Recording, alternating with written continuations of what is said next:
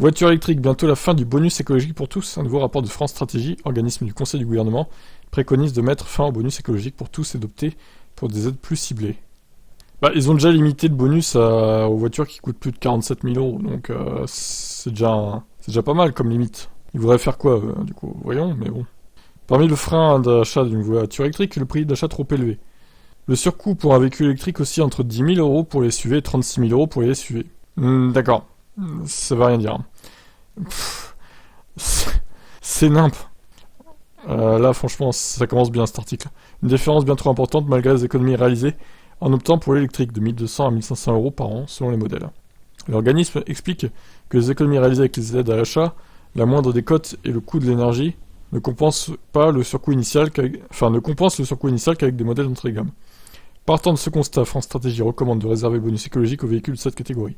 Ce segment des véhicules électriques d'entrée de gamme sur le marché du neuf pourrait constituer un point d'entrée pertinent dans la transition vers l'électrique, notamment pour les ménages modestes, du fait d'un coût d'acquisition nettement inférieur aux véhicules des segments B et SUV-C, écrit l'organisme.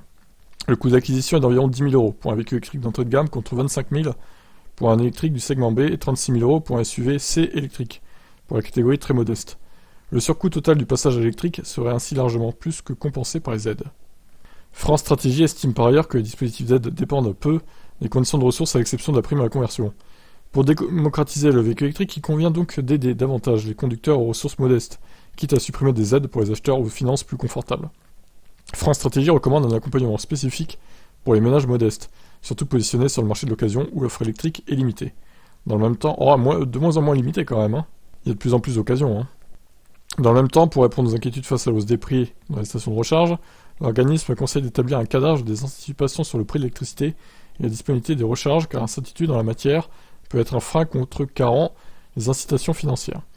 Ces nouvelles recommandations visent à donner un coup de boost à la part de l'électrique dans les ventes d'aujourd'hui, qui n'est pas à la hauteur de sa rentabilité relative. Reste à savoir dans quelle mesure le gouvernement adoptera les conseils de France Stratégie. Se pose aussi la question d'un délai de mise en place des nouvelles règles. En effet, le gouvernement a déjà promis une augmentation de ce bonus à 7 000 euros pour les foyers les plus modestes, au lieu de 6 000. En parallèle, le président de la République compte déployer une aide pour les offres de leasing, avec la possibilité d'accéder à la VE à 100 euros par mois. Bon, ça, j'attends de voir. Hein.